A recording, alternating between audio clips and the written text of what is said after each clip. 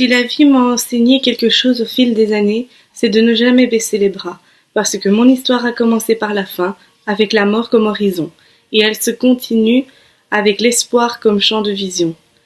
Notre il était une fois, une greffée et un drogué. L'espoir et la désillusion se terminent maintenant en déposant les armes. Et la paix a une délicieuse saveur de bonheur. Bonjour à tous, je vous retrouve aujourd'hui pour vous faire la revue d'une de mes dernières lectures. Il s'agit de Hope Never Dies de Delinda Dane. Je remercie le site internet NetGalley France de m'avoir permis de découvrir ce livre. Donc c'est un livre qui a été publié aux éditions Something Else. Donc il est sorti ce mois-ci, le 14 mars. C'est un livre que j'ai beaucoup aimé. Je ne m'attendais pas du tout à ça. Honnêtement, je vais vous dire, j'ai préparé mon paquet de mouchoirs à la fin parce que je ne me doutais vraiment pas du tout de ça. Donc, je vous laisse avec directement la suite de l'histoire. Je vais vous donner mon avis après, comme d'habitude. Donc, dans ce livre, on fait la connaissance de Hope. C'est une jeune fille qui est studieuse et elle veut faire des études de médecine. À l'âge de 8 ans, elle a été greffée du cœur. Donc elle a reçu le cœur d'un jeune garçon, Luc, de 7 ans et demi, qui est décédé d'un cancer. Et donc Hope a grandi avec donc le cœur d'un autre, et en même temps elle s'est dit que pourquoi elle méritait d'avoir la chance de pouvoir vivre et pas ce petit Luc, justement parce qu'il avait 7 ans et demi aussi. Donc c'était vraiment une enfance très difficile qu'elle a dû subir. En même temps, voilà, j'ai envie de dire, maintenant elle est devenue médecin pour pouvoir aider les gens, pour pouvoir les sauver, pour pouvoir être, on va dire, comment dire, pour avoir une utilité dans la vie, pour vraiment avoir cette utilité de sauver les gens. Et donc, Blake, quand elle était jeune, elle montait souvent sur le toit de l'hôpital et elle a fait là la connaissance de Connor.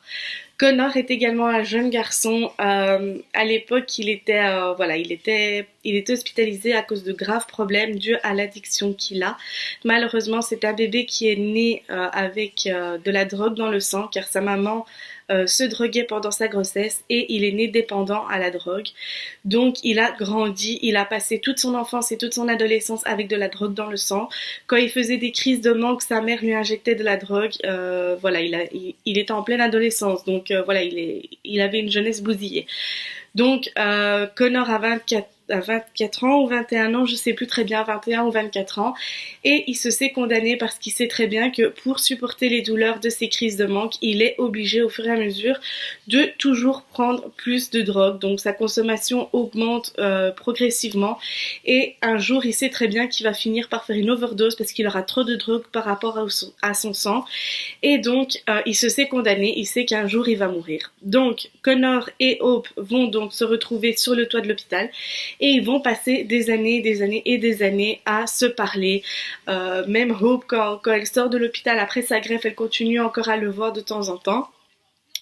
Un jour, bien sûr, quand Connor sort de l'hôpital, ils se perdent de vue, qui est logique, voilà, ils se perdent de vue, ils sont dans deux mondes totalement différents. Hope poursuit son rêve de devenir médecin pour pouvoir aider les gens, et Connor, on va dire, se laisse aller et attend la mort quand elle viendra, quoi. Donc c'est vrai qu'ils ont deux parcours totalement différents. Et un jour, quand Hope fait son internat à l'hôpital, elle se retrouve donc dans les urgences, et là, elle revoit Connor sur son lit d'hôpital, et il attend sa dose de méthadone. Et donc, voilà, à partir de là, leur amitié va revenir en flèche, et ils vont plus se lâcher, en fait. Ils vont vraiment faire tout ensemble, du début à la fin. Et c'est une grande amitié très forte qu'il y a entre eux, et ça, j'aime beaucoup. Le personnage de Connor est vraiment le personnage autodestructeur qui, justement, attend la mort quand elle viendra. Voilà, il fait plus rien pour essayer de se sauver. Et en même temps, il est tatoué des pieds à la tête parce qu'il veut recouvrir cette cicatrice qu'il a due à la drogue et tout ça. Et Hope, elle, veut se faire justicière, on va dire entre guillemets, et elle mène une vie en parallèle de sa vie à l'hôpital. Mais ça, je vous laisse découvrir, je ne vais pas vous donner trop d'infos non plus, parce que sinon je vais trop vous raconter, vous n'aurez pas le plaisir de découvrir ça dans l'histoire. Donc voilà, normalement toutes les belles histoires commencent par il était une fois, mais eux ils ont déjà commencé leur histoire par la fin. Voilà, Hope avait 8 ans quand elle a fait un arrêt cardiaque, elle était plongée dans le coma jusqu'à ce qu'elle a sa greffe de cœur. Et Connor, quant à lui, va un jour mourir très jeune à cause d'une overdose, il le sait. Et voilà, donc on va dire que il prend même pas la peine de vivre sa vie à fond, on va dire, parce que voilà, il se laisse aller. Il a pas de, il a pas de motivation dans la vie qui lui permet de tenir jusqu'au jour où il redécouvre Hope plusieurs années plus tard.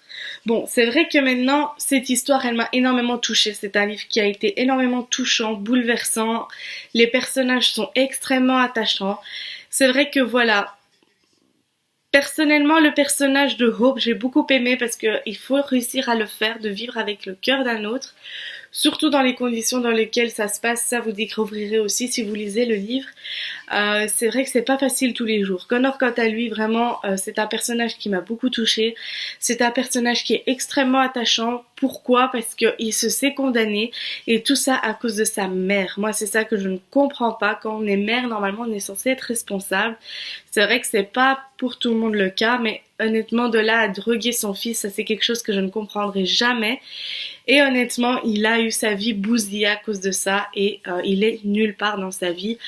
Voilà, il est vraiment nulle part et vraiment c'est un personnage qui est extrêmement attachant. C'est un personnage que dès qu'il donne ses sentiments à quelqu'un, il les donne à fond, il les donne pas à moitié et il est prêt à décrocher la lune pour cette personne. Et vraiment, moi j'ai beaucoup aimé ce livre. Comme je vous disais vers la fin, j'ai dû sortir mon paquet de mouchoirs parce qu'il y a certains passages qui m'ont beaucoup émue. C'est un livre qui a été extrêmement bouleversant. Je ne m'attendais pas du tout à ça en le lisant. Vraiment, je pensais que ça allait être voilà, une lecture assez facile, on va dire, entre guillemets. Honnêtement, j'ai beaucoup apprécié également le style d'écriture parce que c'est un style d'écriture assez fluide également. En même temps, il est, il est très facile à comprendre, il est très facile à suivre et il est aussi bien écrit que on a facile à s'imaginer le film de ce qu'on est en train de lire dans notre tête et ça c'est quelque chose que j'adore. Et donc c'est vrai que c'est un livre qui m'a beaucoup plu. Sur mon blog, je lui ai consacré une note de 4,5 sur 5 parce qu'il y avait certains petits moments où ça me dérangeait un peu, c'est pour ça que je lui ai pas donné un 5. Euh, voilà, je pense que je vous ai tout dit. Donc ça, c'était ma revue concernant le livre Hope Never Dies de Delinda Dave. C'est pas évident parce qu'il y a beaucoup de T. Donc j'espère que cette revue vous aura plu. N'hésitez pas à me dire dans les commentaires si vous aussi vous avez lu ce livre et ce que vous en avez pensé. Sur ce, moi maintenant, je vous dis à la prochaine pour une nouvelle vidéo. Bisous bisous.